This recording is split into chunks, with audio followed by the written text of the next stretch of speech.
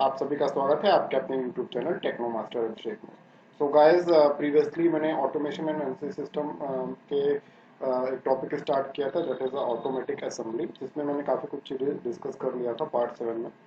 So in this video I am going to discuss part 8, that is the last topic और you can say last video of this chapter. So next video में हम नया एक chapter start करेंगे, chapter 1 से। सो चलिए start करते हैं, जो भी चीज़ें बची रहेगी उसके बारे में देखते हैं। So first one is parts delivery at the work station. तो प्रीवियसली हमने देखा था कि बहुत सारे पार्ट्स असेंबली सिस्टम्स कैसे कैसे कौन कौन से कॉन्फ़िगरेशन होते हैं, वो सारी चीज़ें हमने देखी थी प्रीवियस स्लाइड्स में। तो इसमें हम देख सकते हैं parts delivering at work station में, लाइक जो पार्ट डिलीवरी सिस्टम्स होते हैं, जो पार्ट को डिलीवर करते हैं एक वर्क स्टेशन में, उसमें लाइक हार्डवेयर कंपोनेंट्स कौन कौन से हो सकते हैं। क्योंकि हमने असेंबली करनी है, एक लाइन है उसमें, इस लाइन में मैन्युफैक्चरिंग सेल में हमने असेंबल करना पार्ट आएगा और पार्ट को हमें उसमें असेंबली करके जानी है। ठीक है, तो जो पार्ट्स आता है वर्क स्टेशन पे डिलीवरी करता है, वो हार्डवेयर कंपोनेंट कौन कौन से होते हैं उसके बारे में हम डिस्कस करने जा रहे हैं students. So number one is hopper. Hopper is use to it is act like a container for the parts. एक पार्ट्स के लिए कंटेनर के काम में यूज किया जाता है। दूसरा होता है पार्ट फीडर। पार्ट फीडर क्या करता है, remove the part from the hopper. Hopper से पार्ट को कौन रिमूव करता है, पार्ट फीडर रिमूव करता है। फिर उसके बाद सेलेक्टर होता है, या फिर ओरिएंटर भी नाम बोलते हैं इसको। It is use to assure the part is in proper orientation for the assembly at work head or not. मतलब क्या हुआ कि प्रॉपर अलाइनमेंट है, प्रॉपर सही जगह पे लगा हुआ है कि नहीं, वो सेलेक्टर या ओरिएंटर का काम होता है। फिर उसके बाद फीड ट्रैक होता है। फीड ट्रैक क्या करता है, it move the part two assembly work head. तो जो पार्ट है उसको असेंबली वर्क हेड में ले जाता है, वो कौन, फीड ट्रैक, यानी फीड ट्रैक उसको ले जाएगा। तो उसके बाद एस्केपमेंट एंड प्लेसमेंट डिवाइसेस होते हैं, वो क्या करता है, रिमूव करता है part from the feed track and places them at the station. मतलब असेंबली हो गई, फिर उसको स्टेशन पे रखता है। तो इस तरीके से असेंबल पार्ट को वर्क स्टेशन पे रखता है। तो that is the escapement and placement device. So one by one discuss करते हैं। Hopper container. Hopper it is like a container for the part. तो देख सकते हैं ये हॉपर है आपका, that is the parts improperly oriented. देख सकते हैं यहाँ पे ये लिखा हुआ है, parts improperly oriented fed back into the hopper. Hopper में ऐसे डाल दिया हमने पार्ट को।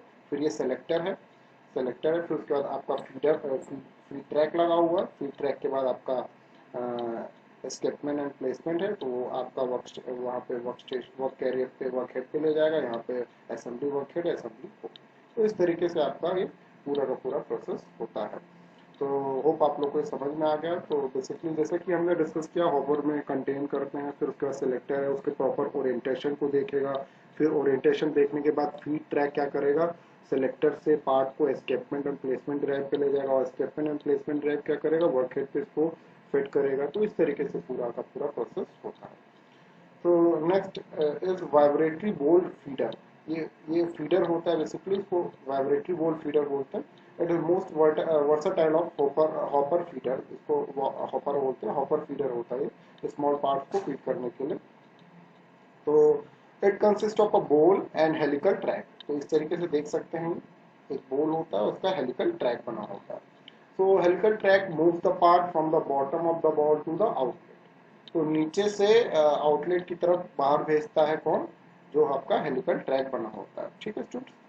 तो vibration applied by the electromagnetic base. यहाँ पे इलेक्ट्रोमैग्नेटिक बेस यहाँ पे देख सकते हैं। दिस इज द आउटलेट, ये आपका फीड ट्रैक है, ये आपका ट्रैक बना हुआ है, ये बोल है आपका। ठीक है, तो बोल सपोर्ट फ्रेम लगा हुआ है, फिर सस्पेंशन स्प्रिंग्स लगे हुए हैं, यहाँ पे इलेक्ट्रोमैग्नेट लगा हुआ है। तो बेसिकली इलेक्ट्रोमैग्नेट की सहायता से वाइब्रेशन प्रोड्यूस होता है। ये बेस आपका, ये सपोर्ट।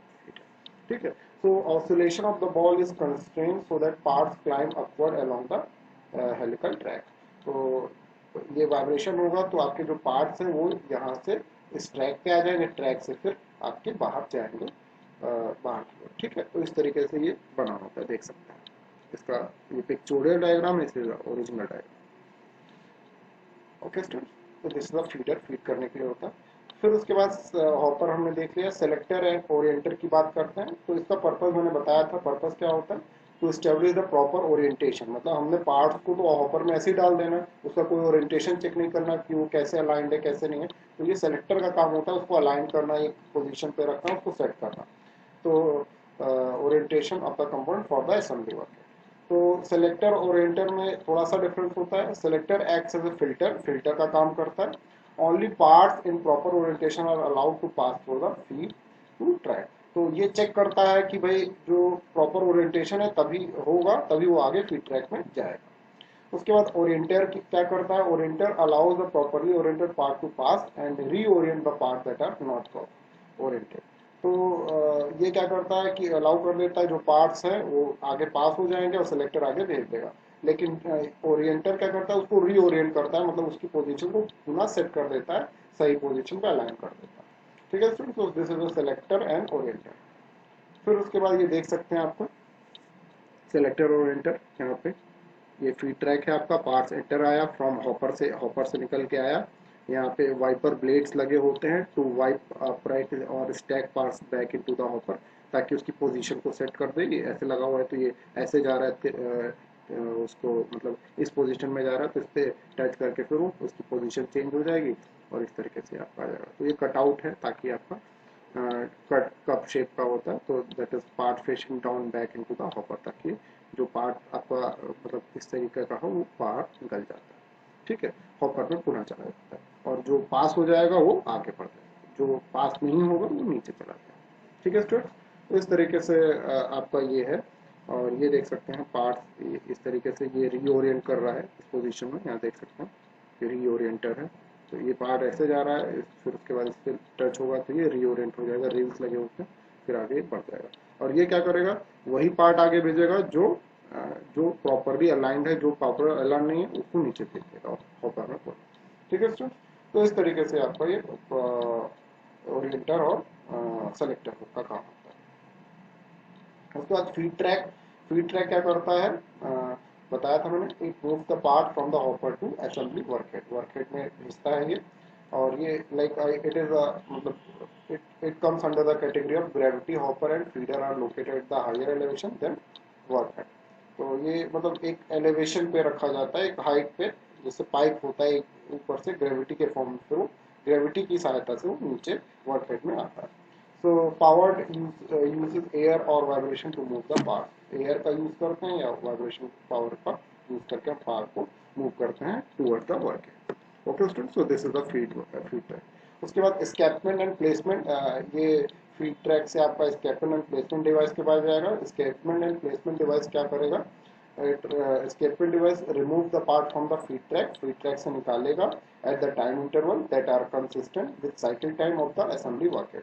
तो मतलब टाइम इंटरवल पे निकालता जाता है, और जैसे जैसे आपका असेंबली वर्कहेड में साइकिल टाइम होता है, इसके बाद ये पार्ट लगेगा, उसके बाद ये पार्ट लगेगा, टाइम सेट के हिसाब से उसको फिर इंटरवल पे प्लेस करता जाता है, निकालता जाता है। फिर उसके बाद प्लेसमेंट डिवाइस क्या करता है, it physically places the parts in the correct location, ये करेक्ट लोकेशन पे प्लेस करता है। ये बेसिकली रिमूव करता है फीड ट्रैक से पार्ट टाइम इंटरवल पे, और प्लेस कौन करता है, प्लेसमेंट डिवाइस करता है।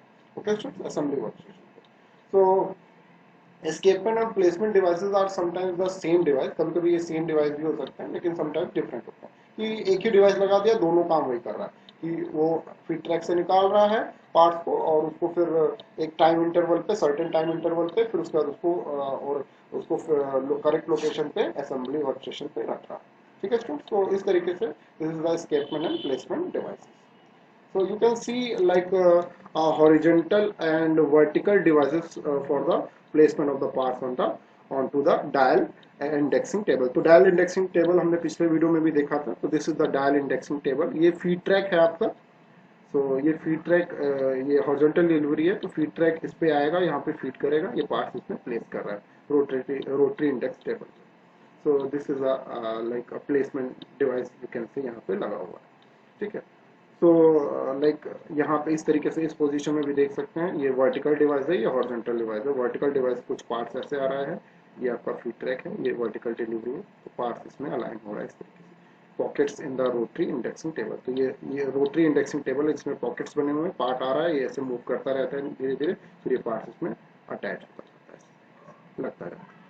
तो ये हॉरिजॉन्टल पोजीशन में भी हो सकता है, ये वर्टिकल पोजीशन में भी हो सकता है। ठीक है स्टूडेंट, तो चलिए आगे बढ़ते हैं। The two types of pick and place mechanism for the transferring base part from the feeder to work career.